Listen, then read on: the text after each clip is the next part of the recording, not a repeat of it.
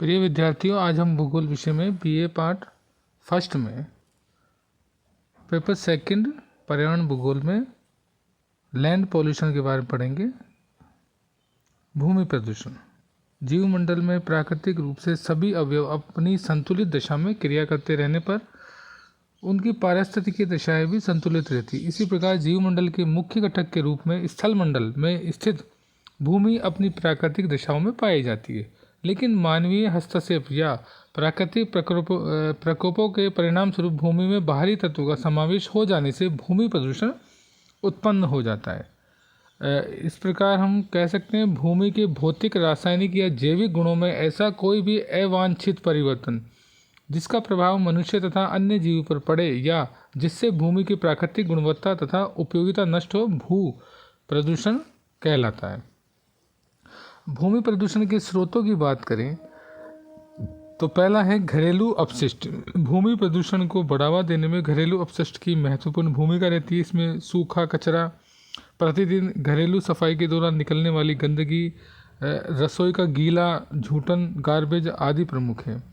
सूखे कचरे से झाड़ू द्वारा एकत्रित धूल, खराब कागज, गत्ते, लकड़ी, पत्तियां, कांच या चीनी, मिट्टी के बर्तनों के टूटे हुए अंश, शीशियां, टीन के डिब्बे, चूल्हे की राख या बुझे अंगारे, कपड़े के टुकड़े और इसके अलावा भी अन्य।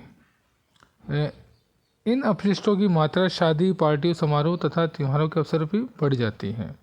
सामान्यतः घरेलू अपशिष्ट की मात्रा किसी परिवार विशेष की सामाजिक आर्थिक स्थिति पर निर्भर करती है। दूसरा, नगर पालिका अपशिष्ट। महानगरीय एवं छोटे बड़े नगरीय क्षेत्रों के अंदर घरों से निकलने वाला कूड़ा करकट तथा मानव मल, बाजार आदि का कचरा और इसके अलावा अखबार, कागज़, प्लास्टिक के सामान, डिब्बों, कनस्तर, कांच की बोतलों, शीशियाँ, सब्जियों के कचरे, आवासीय क्षेत्रों में से निस्तारित कूड़ा करकट आदि को सम्मिलित किया जाता है। देश के 4 महानगरों दिल्ली, कोलकाता, चेन्नई, मुंबई में से भारी मात्रा में अपशिष्ट प्रतिदिन उत्पन्न होते हैं, जबकि विकसित देशों में नगरीय अपशिष्टों की मात्राएं कम होती है। नगरों के अंतर्गत ही पैकिंग के अपशिष्टों के अंतर्गत पॉलीथीन, प्लास्टिक्स, कागज, दफ्ती कागज, अखबार, पटसन, सन आदि प्रमुख है। तीसरा है औद्योगिक अपशिष्ट। औद्योगिक संयंत्रों से भारी मात्रा में परित्याग सामग्रियां निस्तारित की जाती है, जिनमें चीनी उत्पादन के समय चीनी कारखाने से भारी मात्रा में खोई का उत्पादन होता है।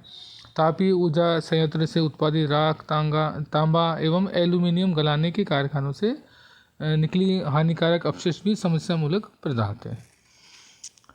लिस्ट में प्रमुख औद्योगिक अपशिष्ट और उनके लक्षण बताए गए हैं उद्योग के प्रकार के अनुसार, जिसमें औषधि निर्माण उद्योग, कपड़ा मिले, रासायनिक संयंत्र उद्योग, पेट्रोलियम उद्योग, तापीय ऊर्जा संयंत्र, उर्वरक, रबर तथा रबर उत्पादक। चौथे प्रमुख कारण की बात करें, खनन अपशिष्ट। औद्योगिक कच्चे माल एवं अन्य उद्देश्यों की पूर्ति के लिए प्रकृति से अनेक खनिजों का खनन किया जा रहा है। खनन के उपरांत भूमि को खुला ही छोड़ दिया जाता है, जिससे काफ़ी मात्रा में उपजाऊ भूमि बीहड़ों में बदल जाती है। खनिज खनन अन्य प्रकार के प्रदूषण भी उत्पन्न करता है। पांचवा है कृषि अपशिष्ट। कृषि कार्य के दौरान फसलों की कटाई के समय झड़ने वाले फूस, शेष बचे पत्ते, डंठल, घास फूस, बीज इत्यादि कृषि अपशिष्टों में सम्मिलित किए जाते हैं। खेतों में पड़ा रहने वाला ये अपशिष्ट पदार्थ वर्षा जल से मिलकर सड़ जाता है तथा समस्या उत्पन्न करता है। इसके अतिरिक्त सर्वाधिक हानिकारक पदार्थ खेतों में प्रयोग में लिए जाने वाले रासायनिक उर्वरक, कीटनाशी तथा पीड़ानाशी, जो अत्यधिक भूमि प्रदूषण करते हैं।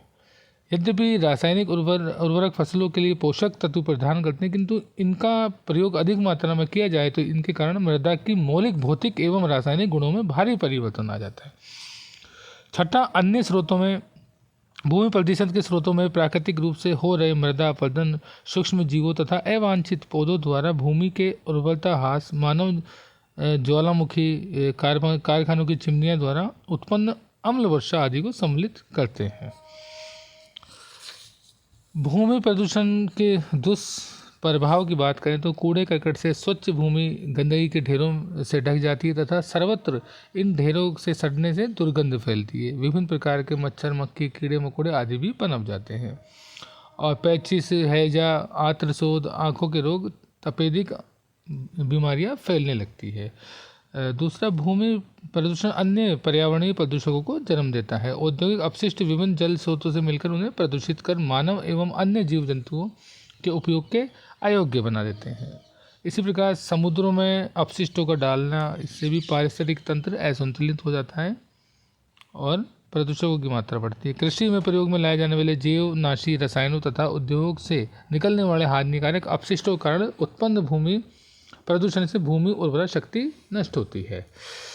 औद्योगिक प्रदेशों एवं नगरीय क्षेत्रों के समीपवर्ती क्षेत्रों में मल जल तथा अन्य स्रोतों से प्राप्त प्रदूषित जल से सिंचाई करते हैं, जिसके उपयोग लगातार करने मृदा के केशिकीय रंध्र अवरुद्ध हो जाते हैं। और भूमि प्रदूषण के प्रदूषक तत्वों द्वारा प्रकृति के कई पारिस्थितिक तंत्र अपना संतुलन खो देते हैं। नियंत्रण की बात करें तो इसमें भूमि निस्तारण, विभिन्न अपशिष्टों को सर्वप्रथम इकट्ठा करना चाहिए। नगरीय क्षेत्रों के निवासी अपने घरों से निकलने वाले कचरे को सड़कों के किनारों पर नगर पालिकाओं द्वारा रखे कूड़ेदानों में सीधे सड़क पर या भवनों के कोनों में फेंकते हैं। इतना ही नहीं, बहुमंजिली इमारतों के ऊपरी भाग में रहने वाले लोग अपने घरों के सीधे कचरा फेंकते हैं, तो इसमें इनका रोक होनी चाहिए। और आजकल नगर पालिका और नगर निगम घर घर जाकर कचरा इकट्ठा करती है, तो इस प्रकार अपने कचरे को निर्धारित वाहनों में ही डालें। भस्मीकरण में इस विधि से विभिन्न प्रकार के कूड़े करकट को एकत्रित करके दहन क्रिया द्वारा समाप्त किया जाता है। दहन विभिन्न प्रकार के दहन संयंत्रों द्वारा किया जाता है, जिसमें छोटे घरेलू भट्टी से लेकर महानगरों में काम में ली जाने वाली बड़ी बड़ी भट्टियाँ हैं। तीसरा, कंपोस्ट बनाना। ठोस कूड़े करकट के निस्तारण का महत्वपूर्ण विकल्प कंपोस्ट बनाना है। शहरी कूड़े करकट से 20 से 25% कार्बनिक भाग को इस प्रकार से निस्तारित किया जा सकता है। और इसके अलावा दारण, रेंडरिंग, इस प्रक्रिया में वसा, पंख, हड्डियाँ तथा रक्त इत्यादि पशु अवशेषों को पकाकर चर्बी प्राप्त की जाती है। इस चर्बी का प्रयोग साबुन बनाने में भी हो सकता है। रासायनिक प्रक्रिया द्वारा, इस प्रक्रिया के द्वारा कूड़ा करकट निस्तारण करते समय कुछ लाभकारी पदार्थ प्राप्त कर ली जाती है तथा न्यून मात्रा में ऊर्जा भी प्राप्त होती है। ऊर्जा उत्पादन, विभिन्न स्रोतों से प्राप्त अपशिष्ट पदार्थों से विद्युत उत्पादन किया जा सकता है। अनेक विकसित देशों में ये कार्य सफलतापूर्वक किया जा रहा है। तो इस प्रकार से हम भूमि प्रदूषण को कम कर सकते हैं। धन्यवाद।